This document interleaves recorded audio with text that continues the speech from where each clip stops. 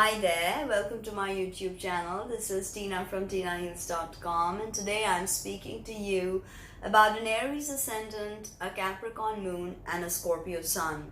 So your ascendant degree is on cardinal fire, ruled by Mars, and this is all about being the trailblazer, being the pioneer, starting very many new things, a new directionality. Okay, now you have your moon in again cardinal earth, ruled by Saturn. This is all about self mastery, but always touch base with your emotions and verbalize your emotional need. That is the key to having a healthy Capricornian moon. And you have your sun. Okay, Capricorn moon is not a good position. Moon in Capricorn, not good. It's in fall because moon rules Cancer, which is the polarity of Capricorn. So this is not a good placement for the moon. Moon can't express and verbalize her emotions and needs so easily. Key in balance. Now, sun in Scorpio, not a good position again. This is fixed water and it is Pluto's domain. It's actually also Mars' domain. So you have a very strong Mars signature in your natal chart because your ascendant ruler is Mars. Also your solar ruler is Mars and Pluto. So ultimately, and the sole ruler of Scorpio is actually Mars. So you're tremendously connected to this Martian energy, and the sole ruler of Capricorn is Saturn himself. So although Capricorn is very feminine, there's a tremendous masculine and very mature vibe to a Capricorn moon. And so placement of Mars, the aspect that it makes, the dispositions and all of that is key to understanding and balancing your natal chart. So the ascendant is the degree of the zodiac rising on the eastern side of the horizon at the moment of your birth, and the sign on which it falls is your rising sign. This is sort of the Jungian mask you wear. It's how you interface with society, how the world perceives you, your physical body, the way you look. This is the very sum total of your being in 3D, right? So when you walk into a room with your purposeful Aries stride, people notice this Martian energy. People notice that you are truly the go-getter. You're not afraid to say it how it is. You don't care about what others think. Why? Because you trailblaze. You go to places no one has been to. You do things no one can do because this is your domain. This is where you're comfortable by pushing yourself. You could be an adrenaline junkie with so much Mars going on. Scorpio, of course, can be very, very much into adrenaline, but ruthlessness, combativeness, competition, all of this is again Mars domain. So empower your Mars, balance it. Mars is not just competition, strife, disharmony, war. It's also it is our I do principle. It's our action principle, without which everything is foiled. We can do nothing if we don't have a well balanced Mars. So you are the first sign of the zodiac. So you're the infant of the zodiac. Okay, when the soul enters the Aries, it enters this first sign of the zodiac, which is the sign of spring, with a mini Big Bang, and everything is born anew. So Aries is newness, vibrancy, radiance. It's the infant of the zodiac, and with infancy comes a certain streak of selfishness. So as the eminent astrologer Stephen Forrest puts it, the goal of Aries should be enlightened selfishness, right? And when your soul is born in the agitating fires of Aries, it's asking, it's calling out for a new directionality. Explore, expand, grow, but you're not great with completions and little detailing. That's something you need to look at. Now, if your Mars is not nicely balanced, you have a 8th house sun and you have a 10th house moon, your Mars is not properly balanced, then you could have anger issues, temper tantrums, could go out of hand. Okay, so always touch base with your emotional needs, with your physical needs, with your spiritual needs, to truly grow and expand with these placements, right? Now, remember that your sixth house cusp is Aries, is Virgo. So Virgo is your sixth house of health, hidden enemies, everyday work. So you could be the warrior, because Virgo is very much about worry. It rules the digestion and the nervous system. So if you're not balancing the swift, tremendous, volatile energy and restlessness that comes with being an Aries ascendant, this energy could eat you up and burn you out. So exercise, empowering Mars is the key to balancing this energy, okay? And to doing something that makes you feel like you're doing something wonderful, but even contributing. With the 10th house moon, you need to be emotionally vested in what you do to truly find success, okay? Now, very fast metabolism, of course. But be mindful of what you put in the stomach. Virgo rules digestion, also nervous system. Could give you headaches, chronic headaches, migraines, persistent acne, ENT issues, eyeglasses, loss of hair, and all of that if you're not careful. What you put in your stomach is very important. Watch your diet and empower your Mars by healthy exercise, yoga, and all of that. Right? Now, when Mars is hitting your personal planets, transiting Mars, and is, giving you hard aspects, be careful of freak accidents, fires, guns, heavy machinery, violence, temper flare-ups, okay, all of that. Aries rules the head. So it's a very important part of your being, and very well-defined features. Restless, edgy, nervous sometimes look in the eyes. You can stare down an enemy, you can intimidate an enemy, you can, go after the object of your desire. You're not afraid. You like the chase, in fact.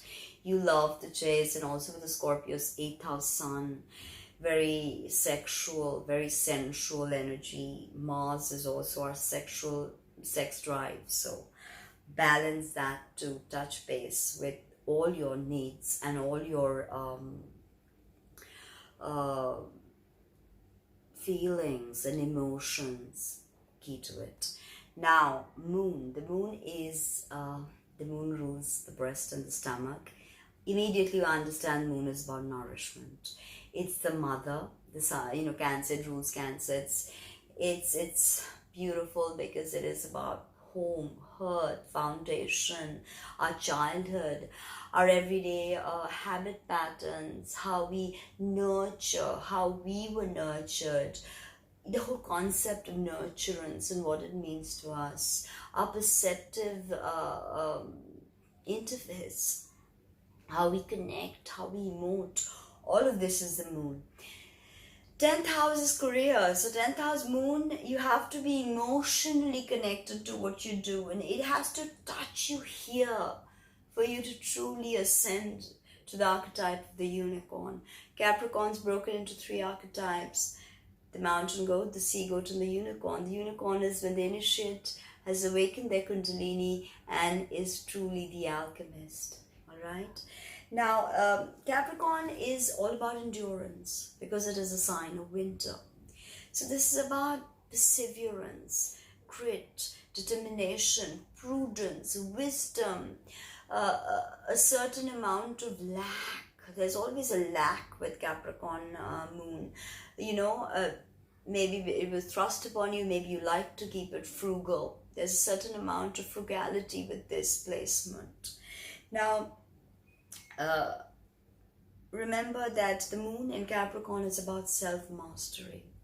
Saturn rules the 3D, and the mountain in Capricorn, the mountain of the mountain goat, it's all about hierarchies. It symbolizes hierarchies, judiciary, legal, corporates. That's why Capricorn is a sign that rules corporations. This is the archetype of the boss. Okay, but this is so much more. Because ultimately your Capricorn moon wants you to, definitely wants you to master everything. But after the acquisition of mastery, you must know when to let go.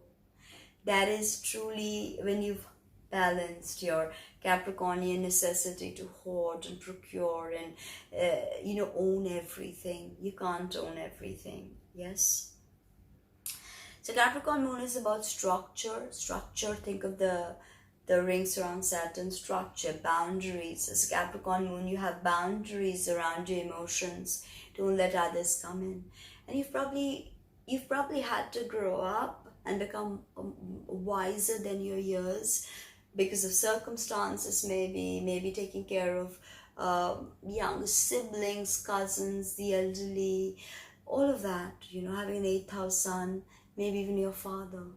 Okay, and this has grown you up and has shown you a side of life that has aged you beyond years, because Saturn is about maturity.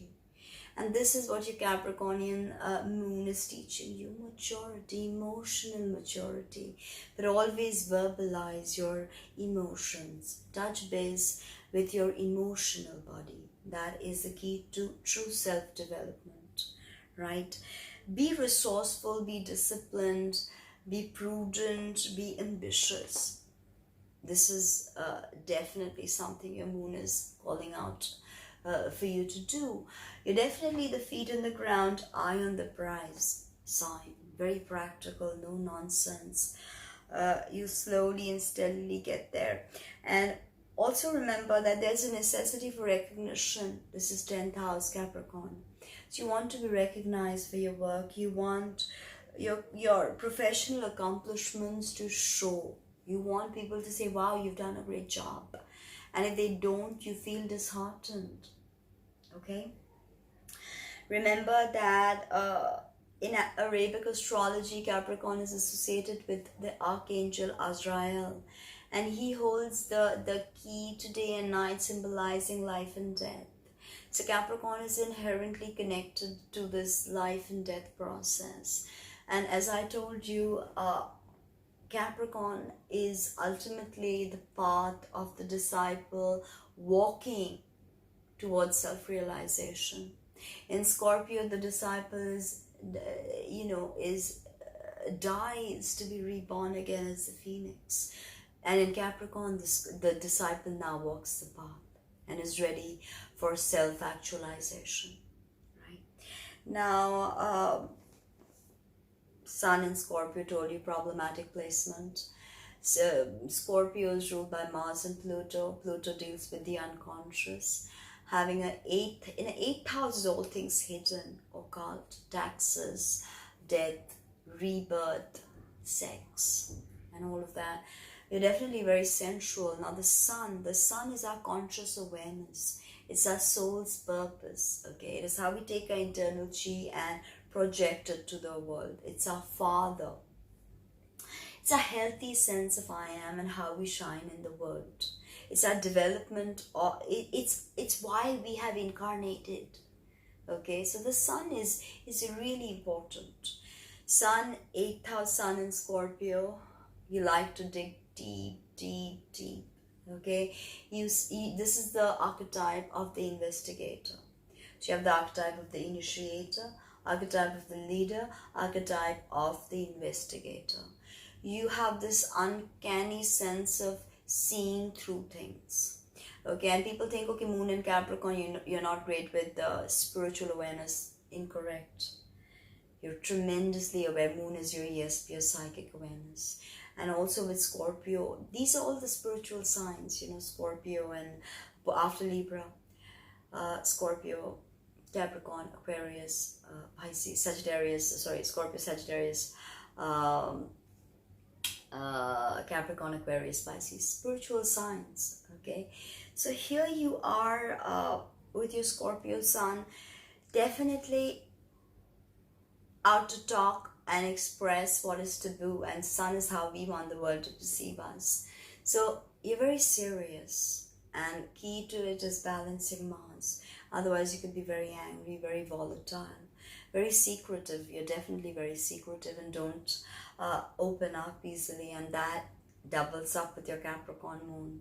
So you need time and you need loyalty to allow people in, really in. But verbalizing your emotions, very important, because Scorpio is again a sign that is not great, when it comes to emotions. They feel so much of it, they don't know how to balance it. So the key to all of this is balance. Scorpio is fixed, and both these signs are cardinal. Scorpio is water. And do you know that in esoteric astrology, both Aries and Scorpio are two signs that deal with the death? You must die in them to be reborn again. And the ultimate archetype of Scorpio is the phoenix. So the key to this is empowering your Mars and having a healthy sense of I do, and embracing that healthy sense of purpose. So I hope you like that as much as I like making it for you. Like, comment, subscribe, share, and let me know what you think. Thank you.